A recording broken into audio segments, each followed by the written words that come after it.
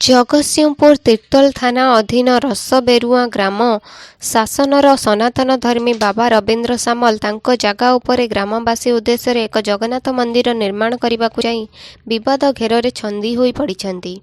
ଏ ଜଗନ୍ନାଥ ମନ୍ଦିର ପାଇଁ ବ୍ୟାକୁଳ ଗ୍ରାମର ଅନେକ ପୁରୁଣା ଧର୍ମପରାୟଣ ବ୍ୟକ୍ତି, କିନ୍ତୁ ଏହାକୁ ପ୍ରତିବାଦ କରିବାକୁ ଯାଇ ବାବାଙ୍କ ସୀମାକୁ ଲାଗି ବାସ କରୁଥିବା ମହିଳା ମମତା ସାମଲ କହନ୍ତି ଏ ଜାଗା ତାଙ୍କ ପୈତୃକ ସମ୍ପତ୍ତି, କିନ୍ତୁ ସରକାରୀ ଦସ୍ତାବିଜ ତଥା ଜମି ପଟ୍ଟାରେ ଆସୁଛି ବାବା ରବୀନ୍ଦ୍ର ସାମଲଙ୍କ ନାଁ। ଏନେଇ ତିର୍ତ୍ତୋଲ ତହସିଲଦାରଙ୍କ ନିକଟରେ ନ୍ୟାୟ ପାଇଁ ଦ୍ୱାରସ୍ଥ ହୋଇଛନ୍ତି ବାବା। ବାବାଙ୍କ ଉପଯୁକ୍ତ ନ୍ୟାୟ ଦାବିରେ ୱାର୍ଲଡ ହ୍ୟୁମାନ ରାଇଟ୍ସର ଜିଲ୍ଲା ସଭାପତି ଶ୍ରୀଯୁକ୍ତ ଶଶିଭୂଷଣ ଚଇନି ପହଞ୍ଚିଥିଲେ ତିର୍ତ୍ତୋଲ ତହସିଲ କାର୍ଯ୍ୟାଳୟରେ।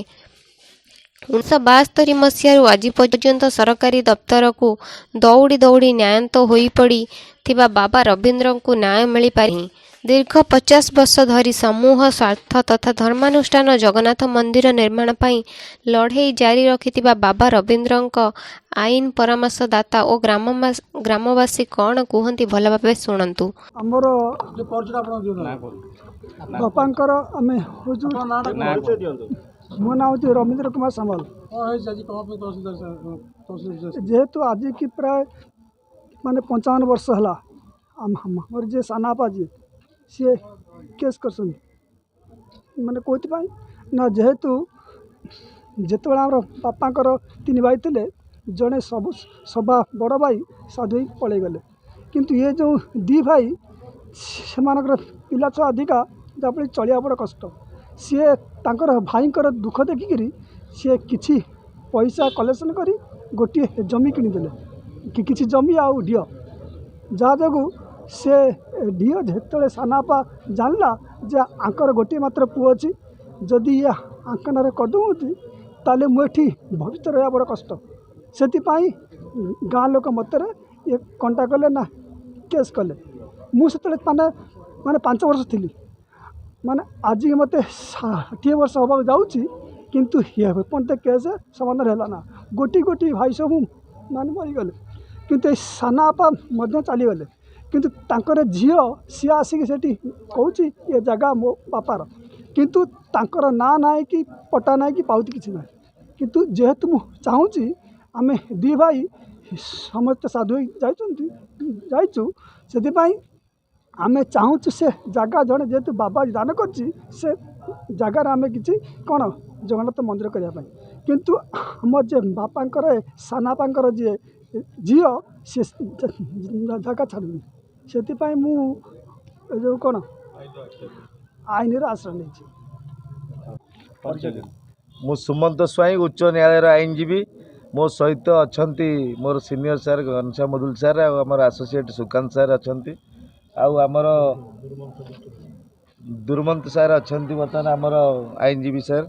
ତ ବର୍ତ୍ତମାନ ଆମେ ରବୀନ୍ଦ୍ର କୁମାର ସାମଲ ଯିଏକି ଜଣେ ବାବା, ତ ବର୍ତ୍ତମାନ ତାଙ୍କର ଗୋଟେ କେସ୍ ଚାଲିଥିଲା, ଦେଖନ୍ତୁ 2077 ମସିହାର କେସ୍ଟି। ତ ତାଙ୍କର ଜଣେ ଗୁରୁ, ବାବାଙ୍କ ଗୁରୁ, ସେ ତାଙ୍କ ନାଁ ହେଉଛି ସଦାନନ୍ଦ ଦାସ। ସେ ସଦାନନ୍ଦ ଦାସ ବାବାଜୀ ସେ ବର୍ତ୍ତମାନ ତାଙ୍କ ଶିଷ୍ୟଙ୍କୁ ଜାଗାଟିକୁ କବଲା କରିଥିଲେ 72 ମସିହାରେ।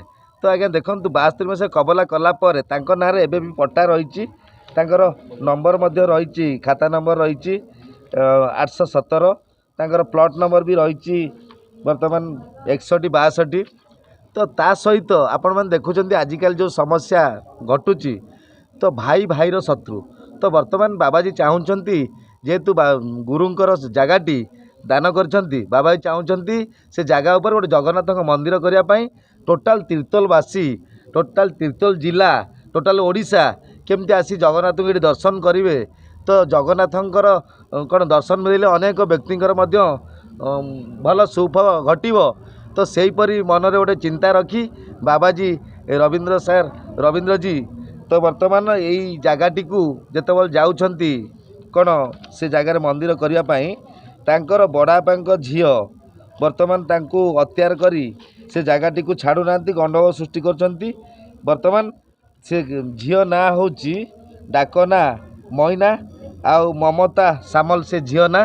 ବର୍ତ୍ତମାନ ଏଇଟା ଆମେ ତହସିଲଦାର, ଆଡ଼ିସନାଲ୍ ତହସିଲଦାର ମ୍ୟାଡ଼ାମଙ୍କ ସହିତ ଭେଟିଲୁ, जोटाकि सबू प्रकार प्रमाणपत्र तांको पाखरे नाही खाली गोटे ना गड़े जमी कोर्टर टाइम नष्ट करी तो से जगटा को अति शीघ्र जमी कब्जा करेंगे तो से प्रकार गोटे मनमानी चलती तेणु यार पर स्टेप वर्तमान 6/3/2024 को रही आमको सहयोग करते आमर एडिशनल तहसीलदार मैडम सहयोग करते तेणु यार परवर्ती शुणाणी आउे जिते सब एविडेंस हाईकोर्ट रे अच्छी तांको पाखरे कौन डॉक्यूमेंट्स अच्छी से 6 तारिख में डिपोजिट करेंगे आम आज आपण मान पाखरे यार अवेयरनेस रखिलु निहाती क्रमे केबे हेले तांको नारे पट्टा पाउती कौन सी जिनस नाही ये जिनसटी को गड़े 72 मसीहा जिनस को आज 2024 है तो गड़े बाबा को जो प्रकार मानसिक टर्चर मानसिक माने दुश्चिंता दौरान तो वर्तमान या पर आम डिग्री पाइला पर ना डिफामेशन करूँ